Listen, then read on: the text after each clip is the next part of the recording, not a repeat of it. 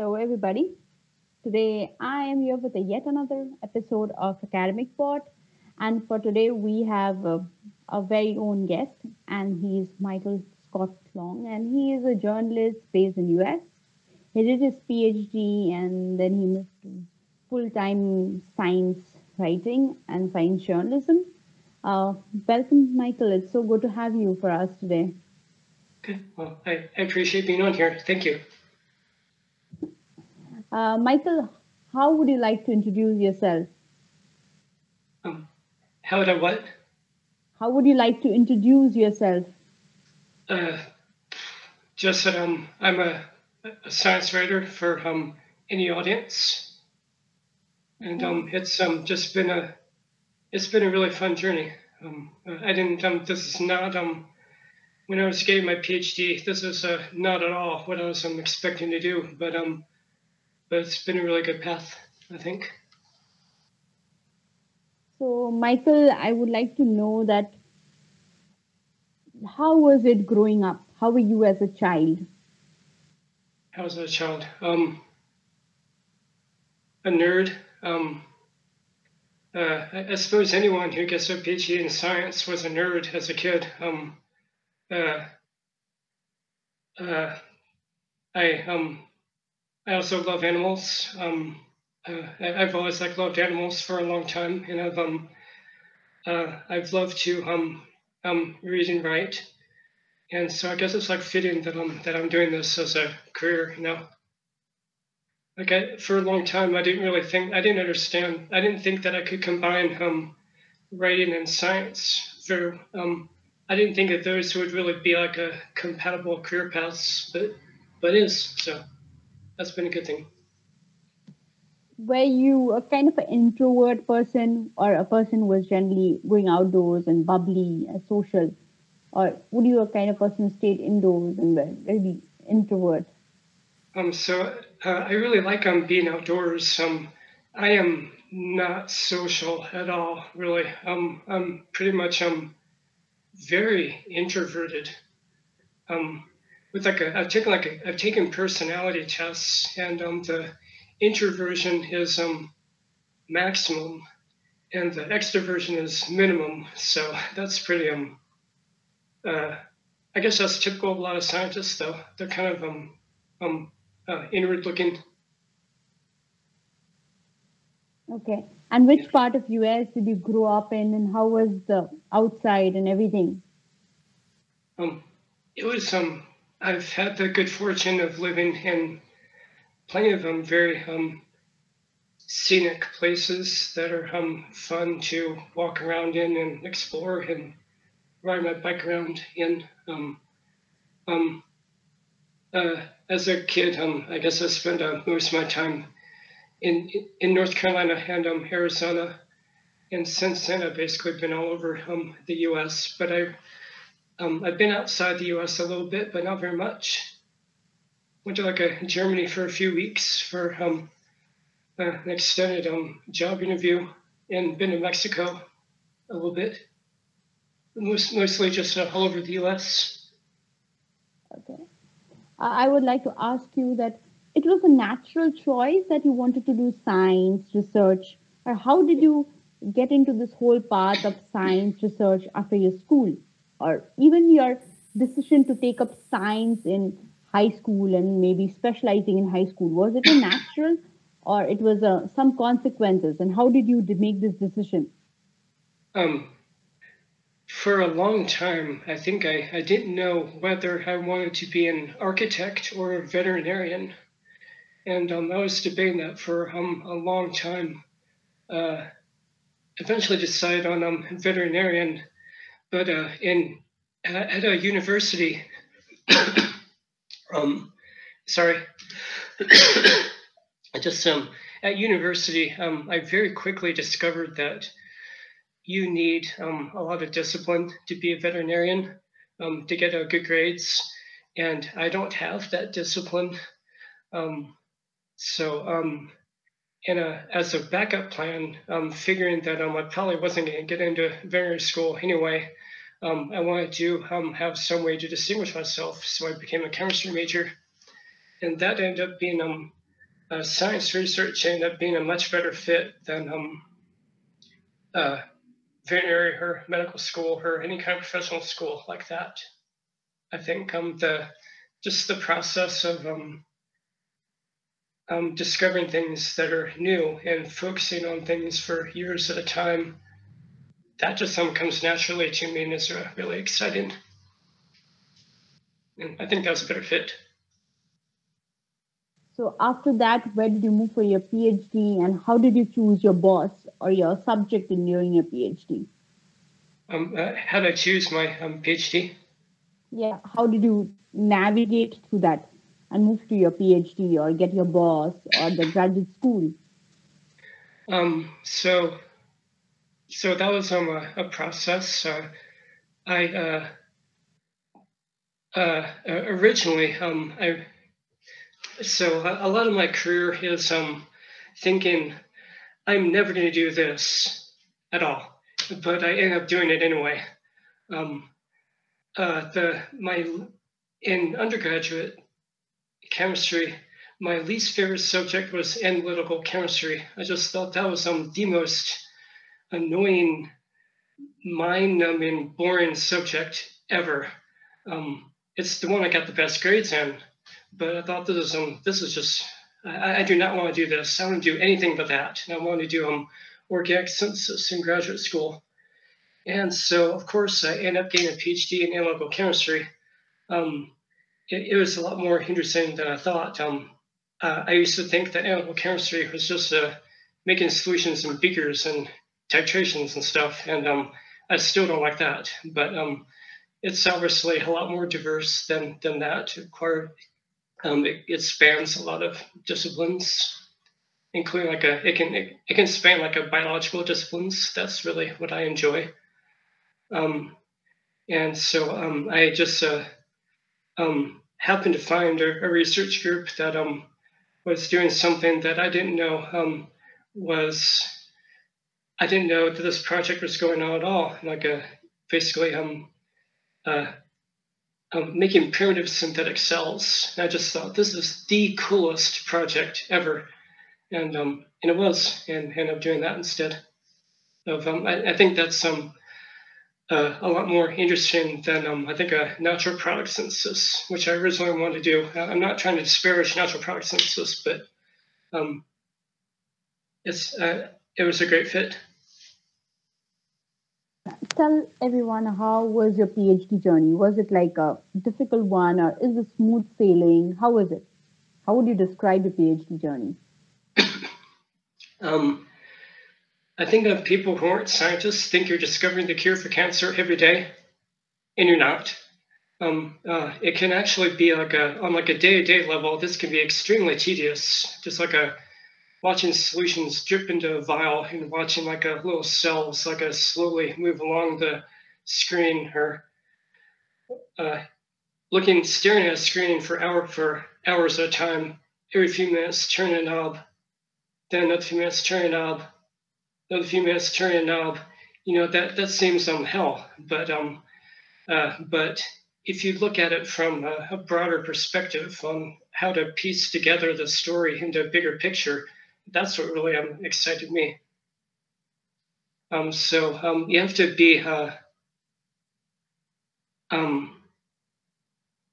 I think people going into science should recognize that it's not all exciting every day. There's a lot of monotony, a mini job, but just look at it from a bigger perspective on how by the process of piecing together a big puzzle and slowly putting together incremental discoveries and coming up with a big picture afterward.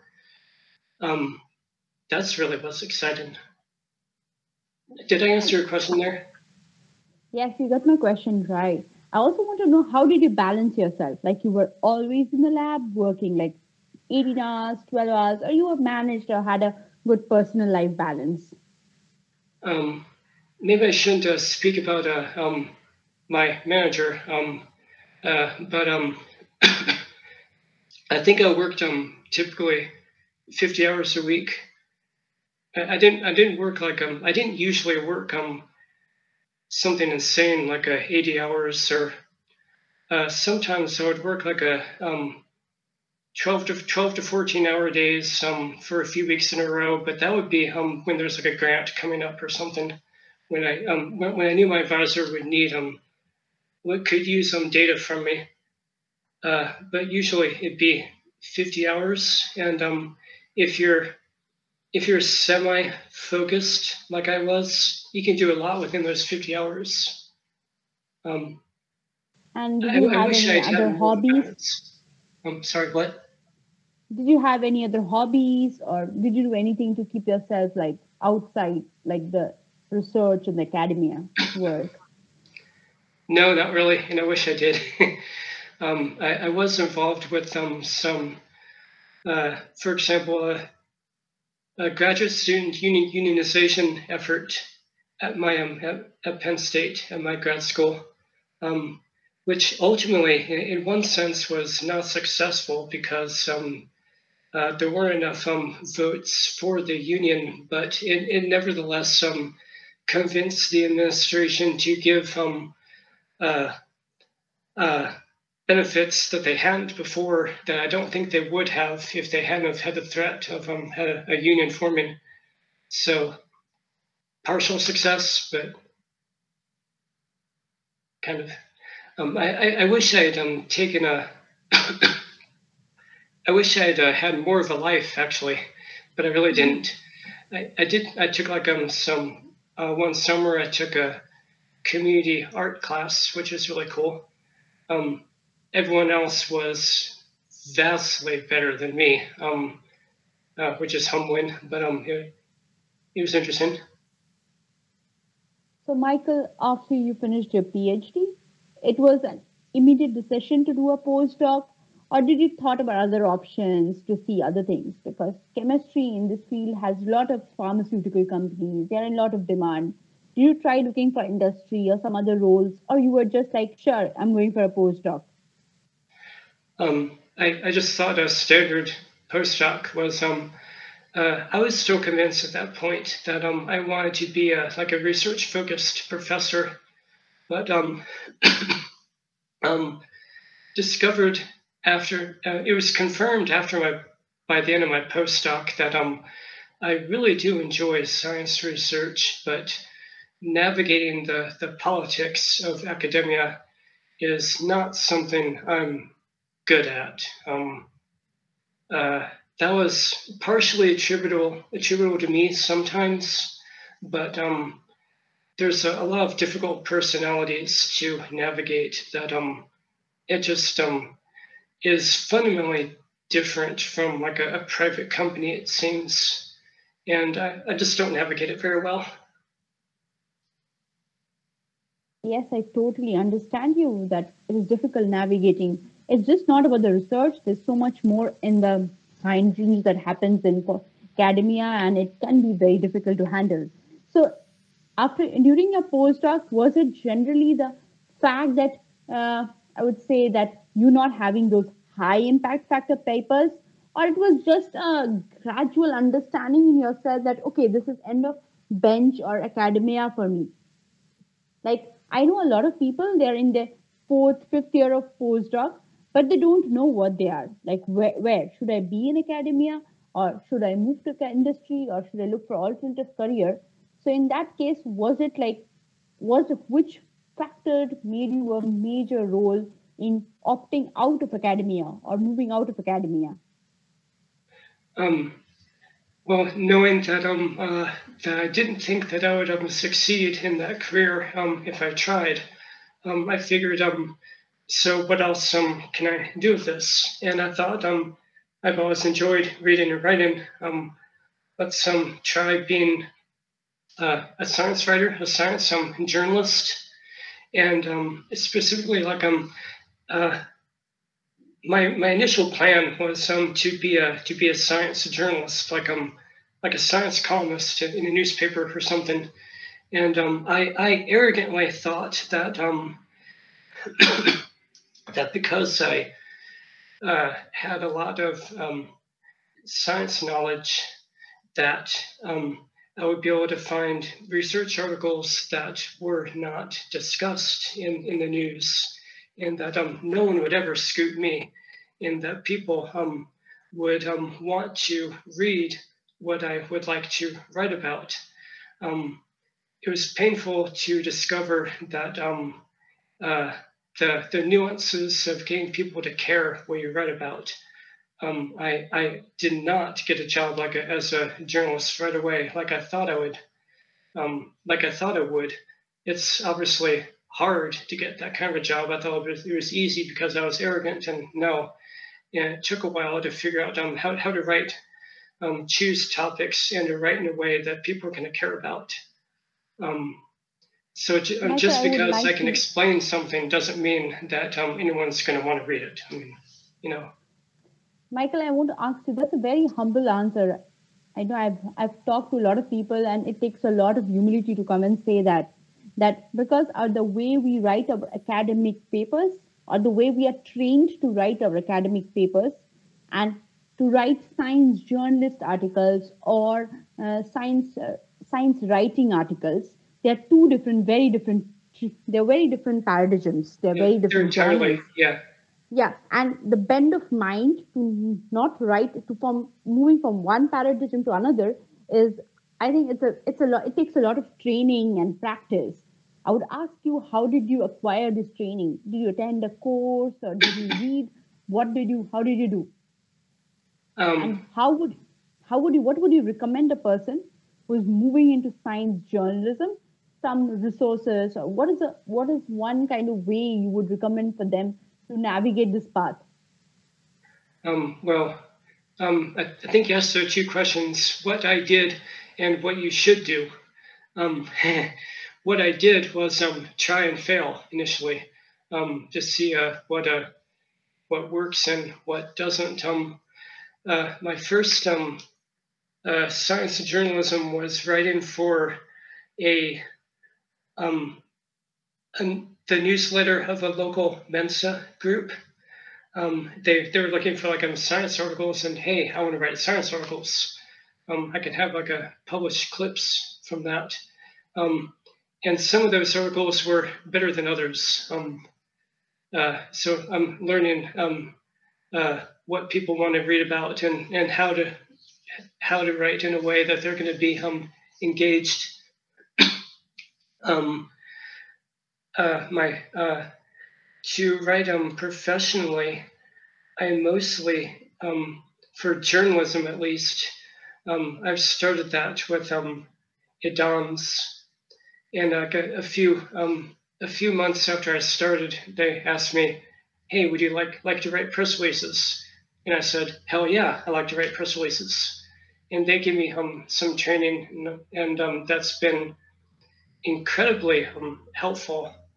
I wish it wasn't under a non-disclosure agreement, because I would really like to share some of the press releases I've written. I wrote one yesterday that was I think was awesome. It's going to be for Eureka Alert. I think it's going to be shared widely, and I would like to discuss that. But no, it's under a non-disclosure agreement. But I think I've gotten a lot better at writing through them. Um, what I would recommend to get started is to have the assistance of someone who's knowledgeable and has the professional connections to help you land a job. If you just apply for a job like this and you don't have anyone who knows you and supports you and is willing to advocate for you, good luck. It's going to be tough. If you start out as a PhD and you want a job as a science journalist, I think you should make friends, for example, with public relations, some people at your university. You're So, you're Michael, you're close to telling them. network. So, Michael, What? you're telling networking is very important. Just It's because very you have a important. Yeah, okay. and I thought people told me for many years that networking is very important, and you need to improve your network and make sure to cultivate your network. And I thought, No, that's really not so important. It may make your life easier, but as long as you can prove that you have the skills and the ability, a network isn't really so important. You can still succeed with more effort. No, no, no, no, no, no. Your career journey will be way more difficult than it needs to be if you don't have Network. people who Good are network. networking, specifically just people who know you and care about you and are willing to advocate for you and know opportunities that would be suited for you. If you and can make introductions, if you don't make and have anyone who can help you make an introduction, I mean, you're just shooting yourself in the foot. It's just unnecessary. I wish that I had listened to that advice that was given to me, but I did not. Michael, so for writing, we need to have one thing that is the pitching the editor, looking for editor, pitching for the editor, and then the story.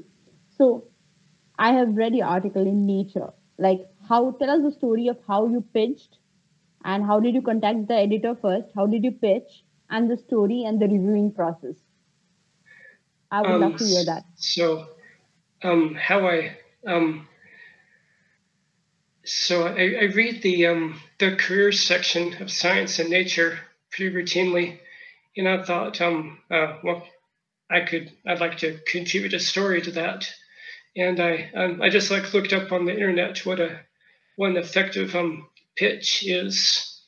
And when you look up advice on the internet, you're usually going to find like a whole bunch of advice that contradicts each other. And so what do you do? So I just figured that a concise pitch that is targeted to what I know they like to publish and shows a willingness to adapt to what they want would help me, and it did.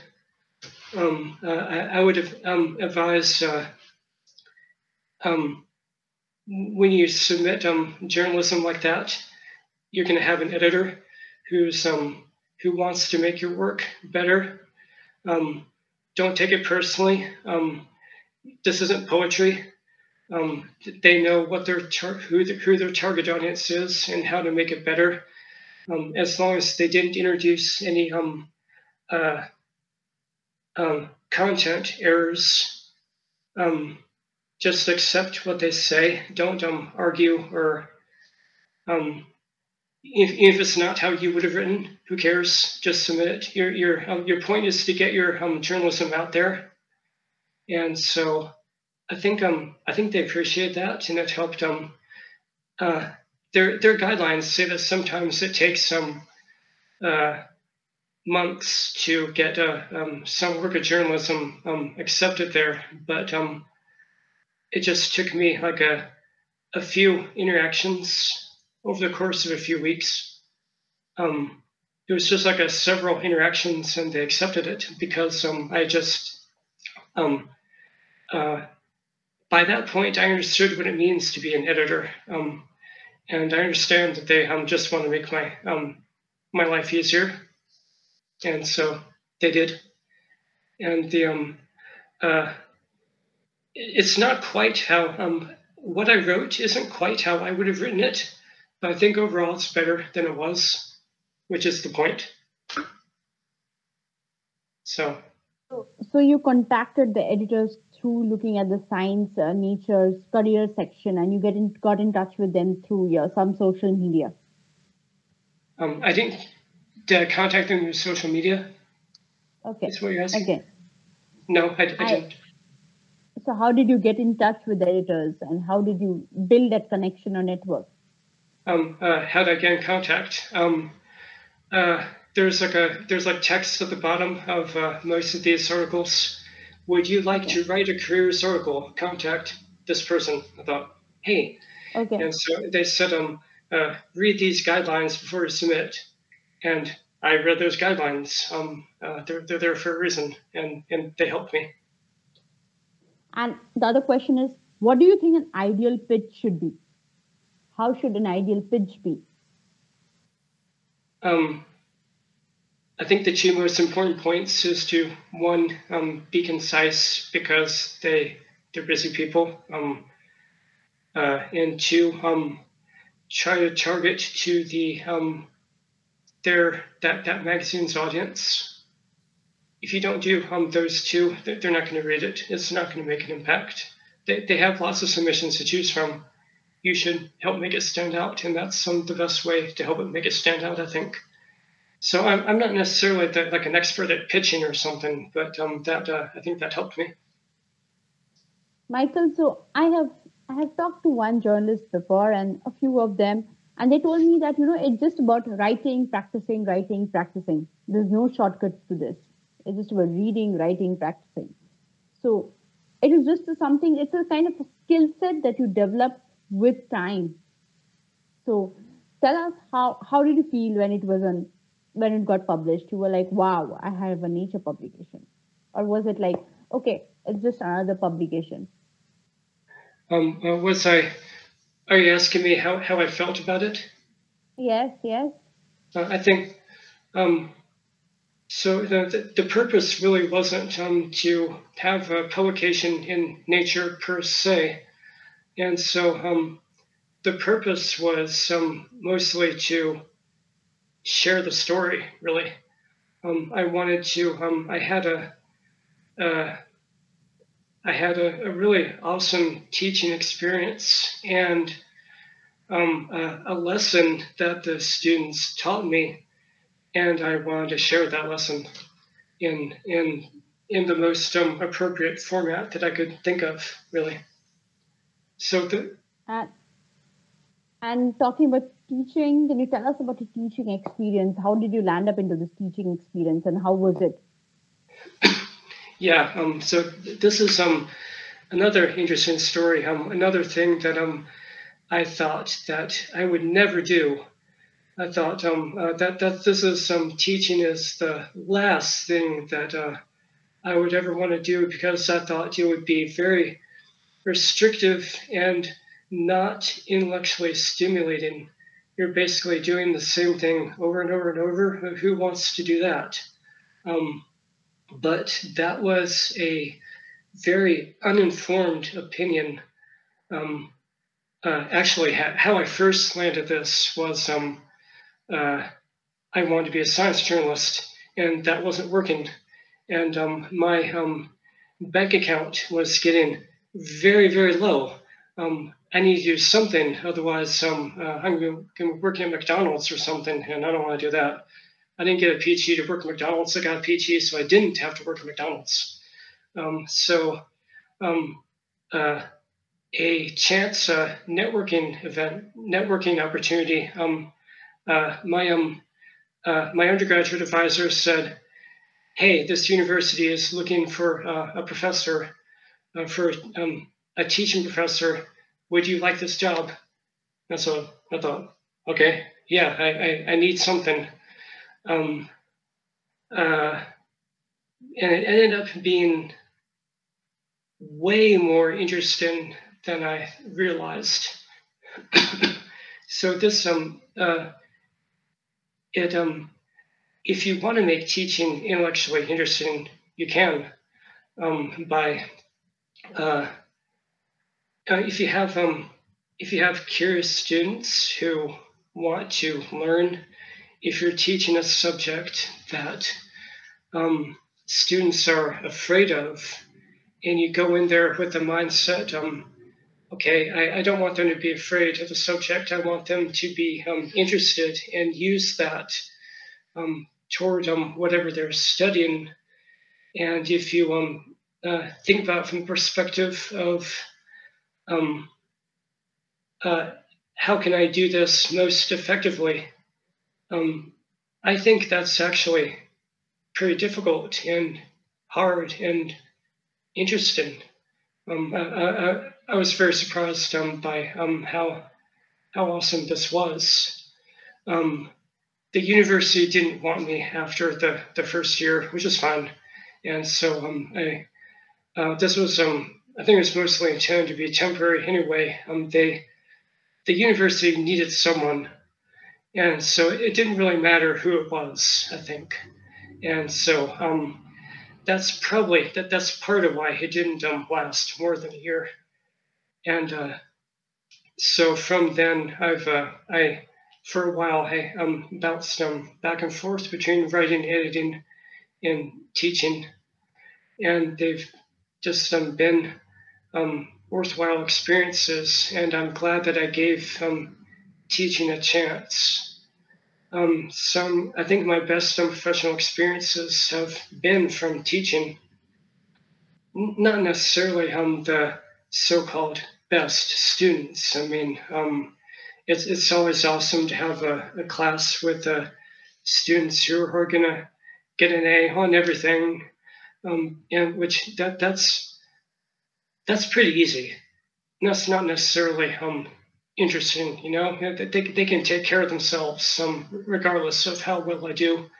I think the most interesting thing is to teach students who have failed multiple times before, or something along those lines, and helping them to succeed in this class and in their future coursework.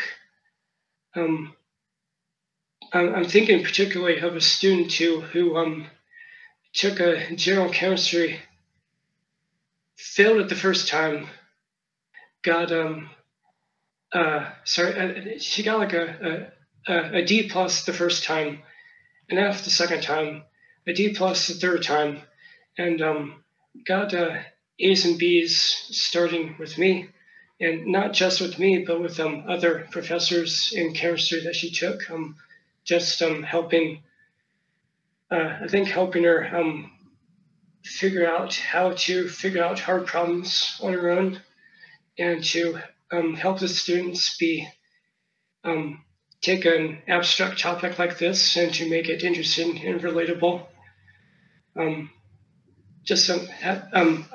babbling here, but these have been wonderful experiences.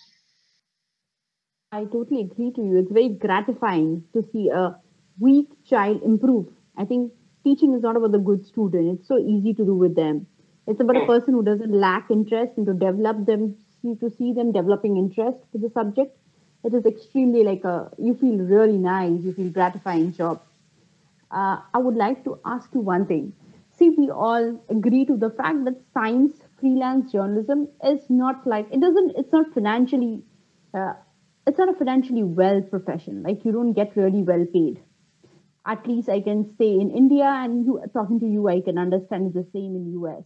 So, do you think science journalism is can be taken by a person who has a proper financial safety net or has a privilege, or if a person has to look after his family and two kids and his partner or anybody, and doing science journalism is like it's a difficult choice?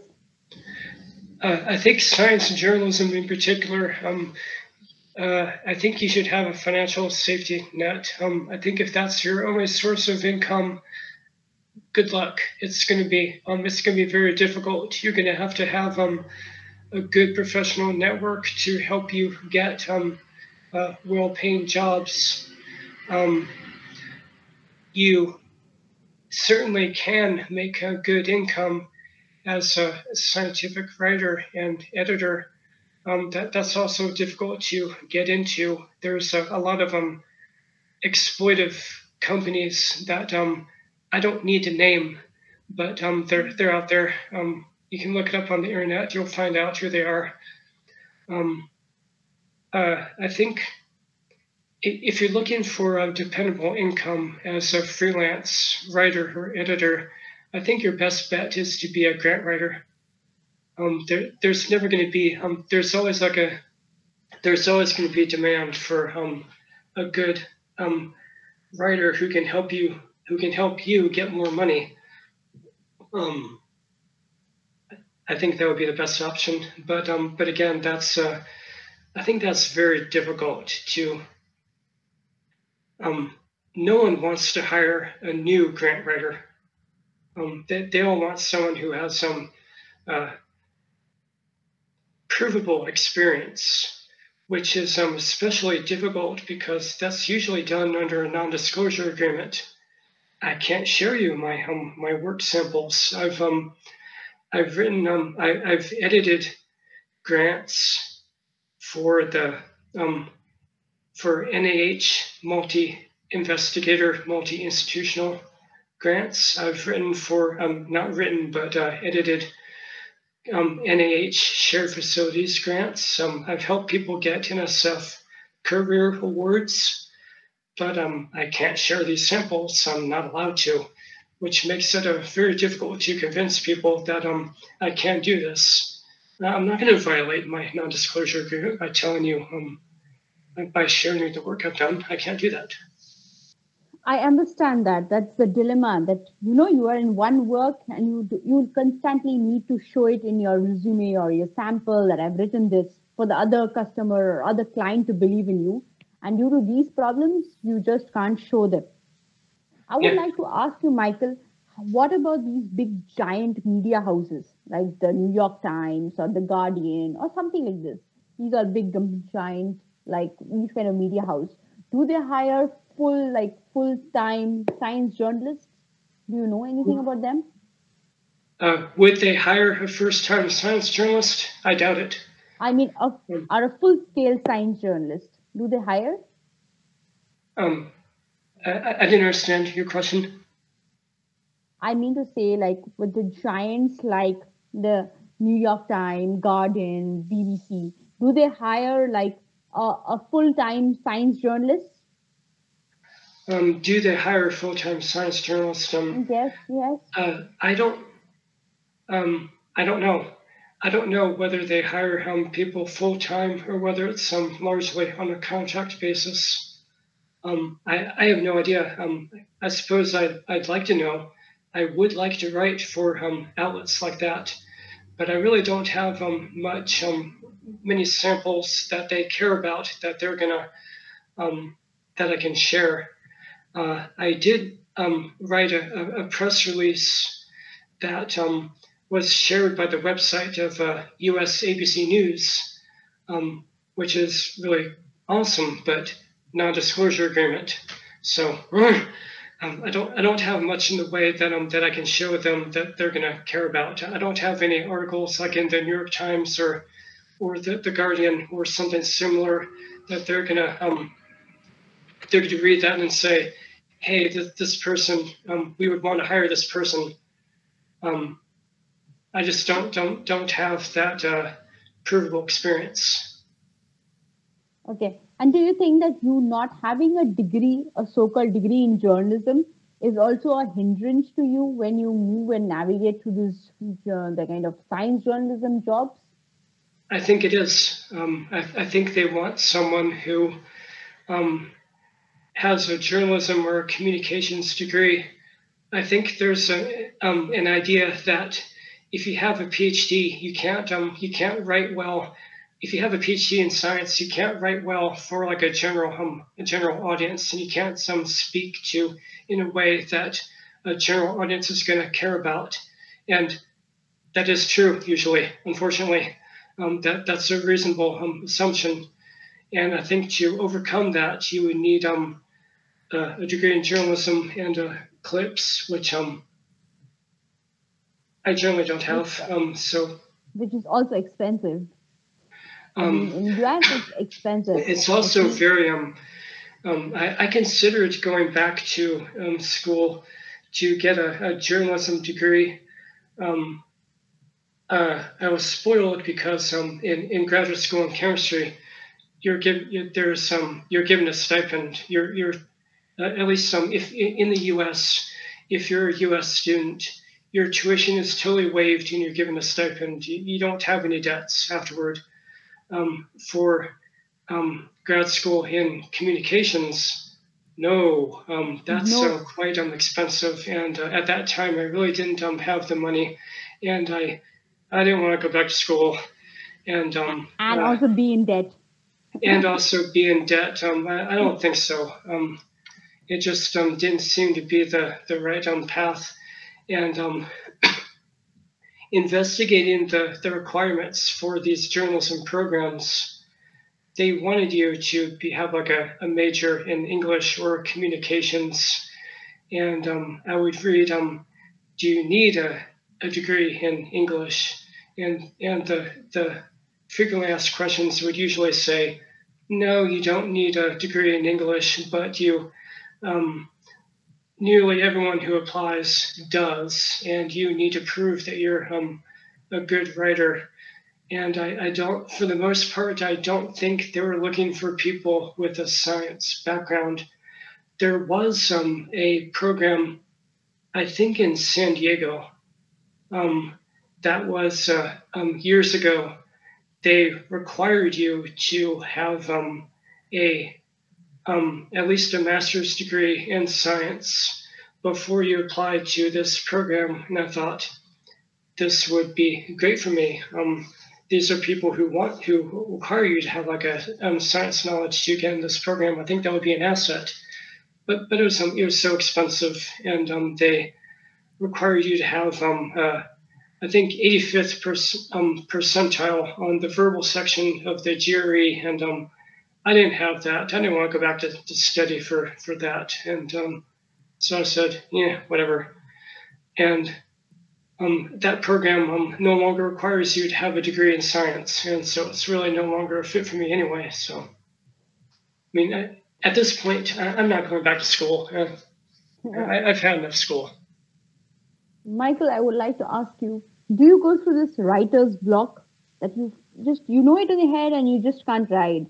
Does it happen to you? Sometimes, but not usually. I have like for creative writing, for press releases, for example, I have a specific strategy to follow, and so I follow that strategy. So basically, I write on topics that I don't necessarily know anything about. For example, I had to write on relativistic quantum chemistry once, and I thought, I know nothing about this. So the general strategy for that, for the introductory paragraphs, you're going to need to write in a way that a general public is going to care about. So if you want to have, if you want to understand why the public is going to care about an abstract topic, I think a first resource would be Wikipedia, because they have in the articles they have like a section specifically like applications on the material, and in a brief like a survey of the basics of the subject. For this that relativistic quantum chemistry article, they talked about that it basically had to do with the outer electrons in the atomic orbital, or the higher energy electrons move faster than the lower energy electrons, and so that relates it to a topic that I know about. And it said that the topic relates to why lead acid batteries work, and the function of nuclear reactors. These are topics people care about, and so bam, I've got my first few. I'm not saying I copy the text, I don't, but it gives me like a subjects to focus on that I can write about. And you also need to understand what the article is talking about.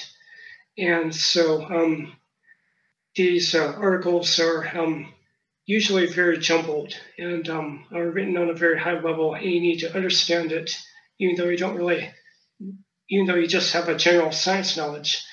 And from that, I think it helps to focus on the introduction of the art, on the abstract in particular of the article. That usually tells you the results, the methods and the results you need to focus on. And so I have a place to focus on in the article. I know I don't need to understand every detail. I know where I need to focus my efforts. And if I don't understand certain technical language, I can use like a Google Scholar search or something. That's usually gets me to understand what these terms mean and how these procedures or results are used by other scientists. And from that, I have basically the rest of the press release. And so by using this general strategy, I can write about topics that I really know nothing about, or sometimes it's going to be like a very abstract topic, like organic synthesis. When I get these articles, sometimes I think, how am I possibly going to get a general public to care about the mechanism of a reaction? But in one example, it was this article was focused on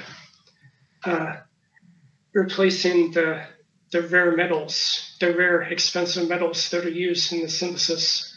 That was part of the article, and so I focused on that because of supply chain disruption. I mentioned that there's an article in Nature about supply chain disruptions, and so I focused on that, why you should care about this.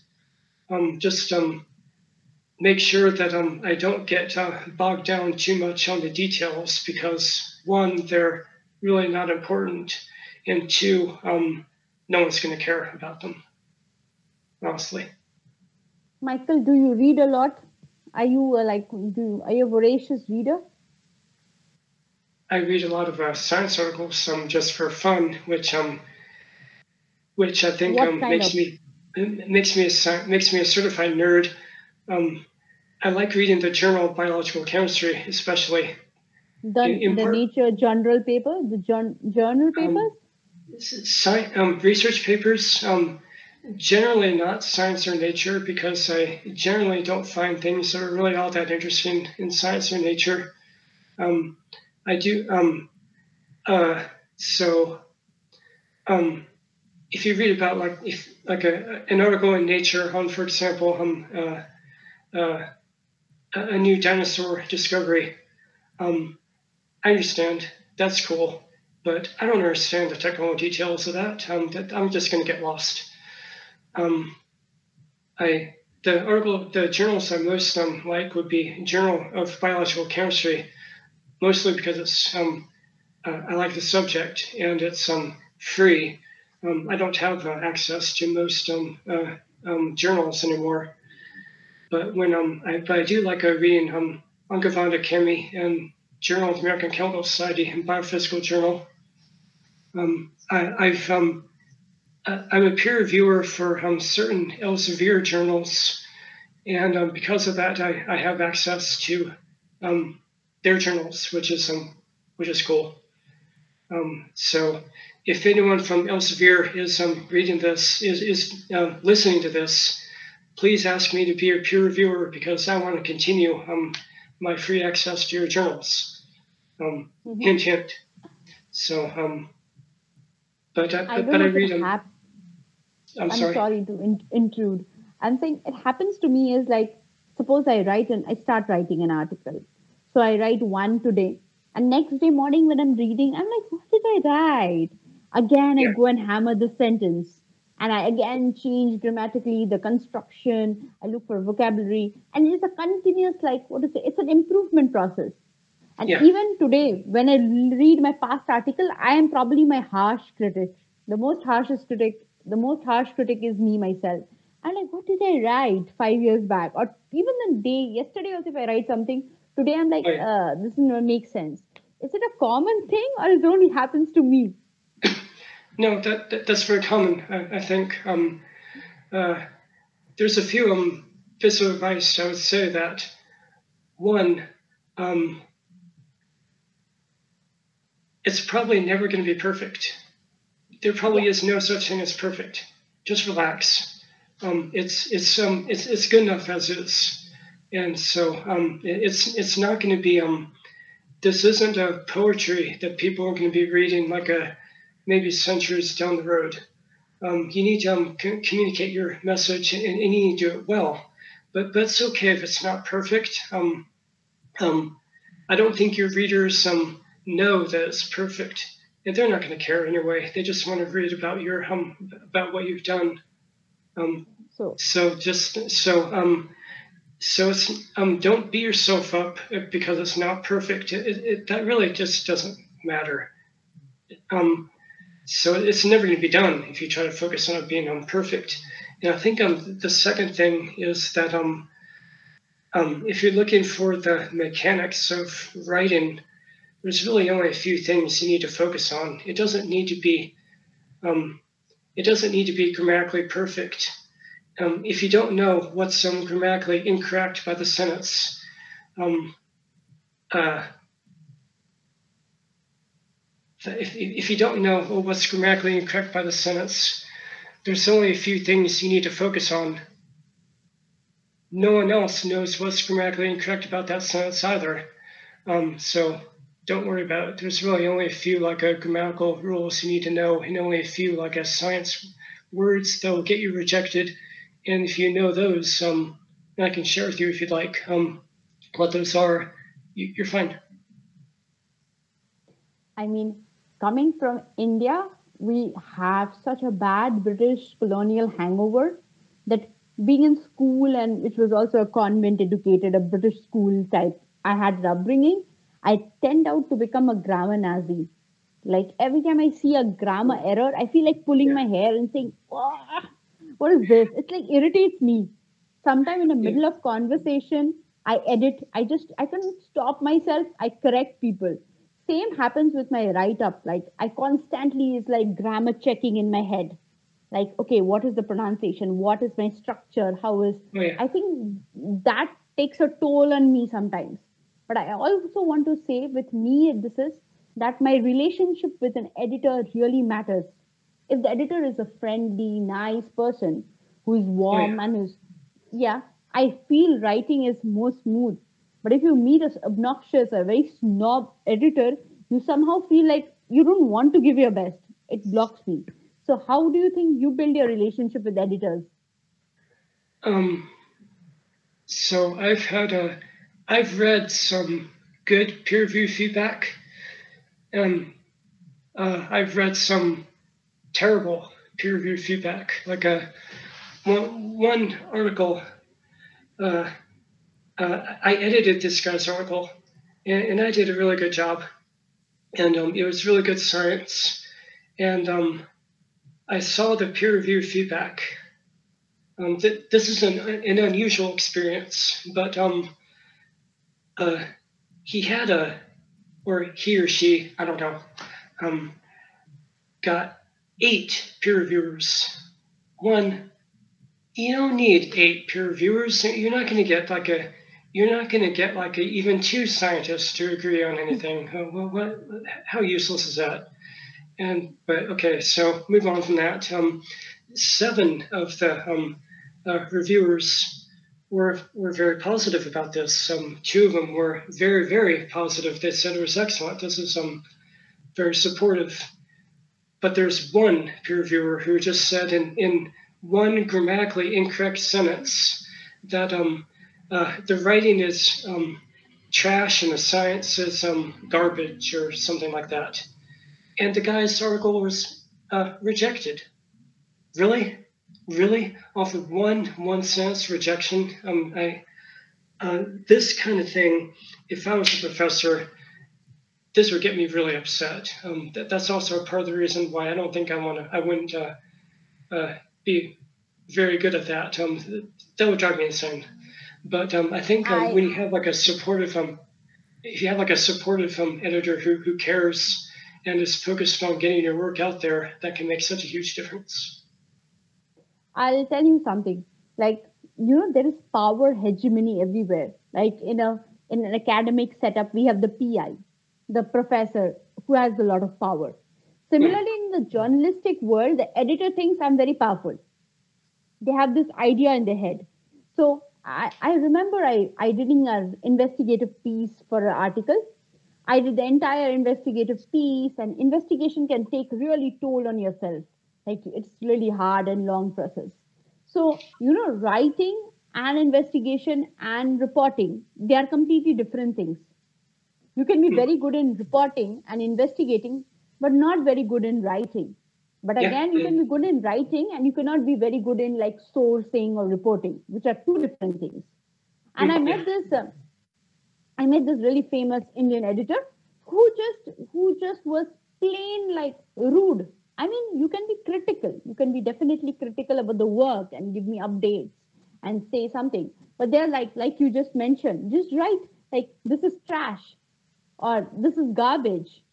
That guy doesn't even have a proper science degree, but since he is sitting in the editor position with some famous online media, so he thinks that he's so powerful to do that.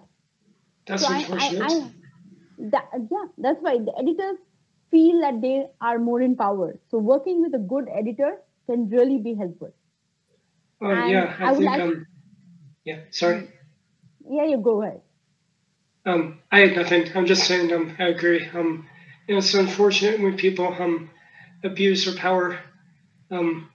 I Yeah, make a very conscious effort in my professional life to not abuse my power and to make sure that I am not perceived as abusing my power.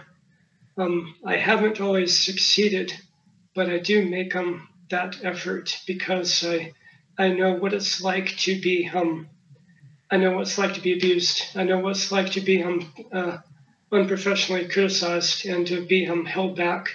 And I want to be a supportive person. So Michael, let's talk about your new hobby of sketching. How did you get into this? um, I really like your sketches. They're so nice. How did you get into it? Like, how did you start experimenting? I I just I like to draw as a hobby.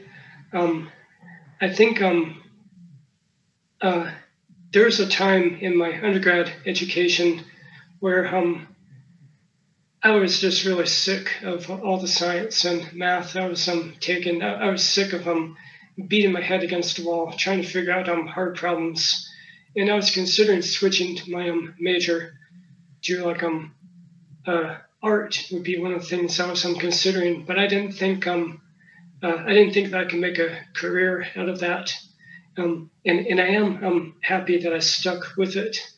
But at the same time, I think maybe I should have given had a broader perspective. Maybe I could have had a good career as an artist if I had focused more on it. But then again, I might just be assigned to draw logos for Bob's Possum Barn or something like that instead of something a lot more creative, which I like. Um, but within the past few months, I've been focusing on my art a lot more, and I discovered uh, the technique of blending, using blending tools to make your artwork stand out more, and I think that's helped me a lot. So, for example, well, I don't know if you can Wow. see, yeah, Yeah. you can't see that very well, Amazing. but Yeah. that's been a dramatic improvement over the past few months, Okay. and Okay. I just like doing it. Wow. It's so good to have a hobby, I guess. And I would like to ask Michael before I wind up the show. It was really nice talking to you. If you have to give a tip to anybody who is navigating through this science journalism, what would you like to advise them? What would I like to say? Uh, hmm. I suppose the number one thing is that it's probably not going to be straightforward, and if you believe in it, then stick with it. That's hard to say when times are tough and you really need money and you really need support and you don't have either. But just stick with it, and if in your professional career you help others, I think you'll find people who are some people who are willing to help you, and if you do that, I think you will eventually get noticed and succeed. That was really kind of you. And Michael, thank you so much for your time, your patience, and also agreeing to be in the part of this podcast. I'm totally grateful to have you. I really appreciate it. I appreciate you having me on here, and I hope that this has been interesting and it is a good use of people's time. I've taken a quite a many podcasts, and I'm happy to talk to generally people who are very honest, who come out and tell what they are rather than being politically correct. So yeah, I'm very happy that you were very humble, you were honest, you told us what it is. And it was really brilliant talking to you. Thank you so much for your time. It was really great to have us in our show. I wish you all the best for all your future endeavors and best of luck and have fun. Yeah, you too. Thank you. Welcome. Bye. Bye. Bye. Hope you loved the episode. Subscribe to our show and see you next Saturday.